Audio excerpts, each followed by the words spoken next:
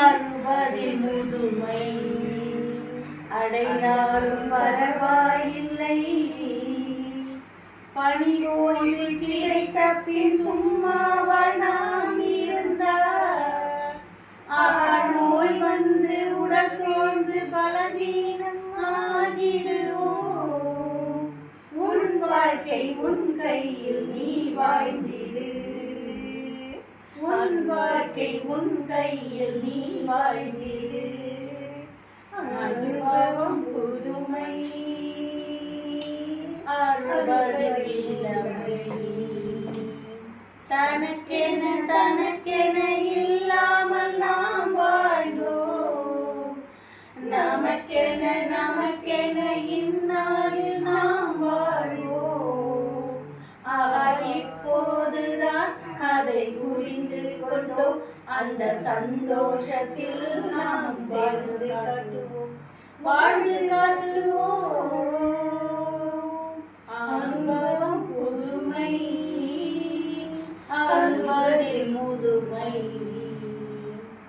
Sugar என்ன BP என்ன சோதனை செய்யணுமே. அதில் ஹை பிபியா இல்லை லோ பிபியா? அதை சரி செய்தாலே நாமும் சுகமாகலாம். அனுபவம் புதுமை அறுபதில் இளமை. ஐஸ்வர்யராய் போல உடற்கட்டு இருக்கணுமே. சத்தான உணவோடு யோகா நாம் செய்யணும். நாமும் மனது வைத்தால் முதுமை ஓடி போயிடும். ஒரு குறிக்கோள் இருந்தாலே வாழ்க்கை இனிமையாயிடும். நாமும் கூட பியூட்டி பார்லர் போவது தவறில்லை. நாம் வாழ்வது ஒரு முறை, அதில் கவலைகள் தேவையில்லை. செல்போன் இருந்தால் அனைத்தும் நம் கையிலே.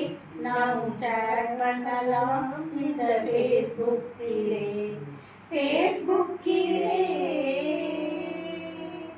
அறுபதில் முதுமை தேவையே இல்லை.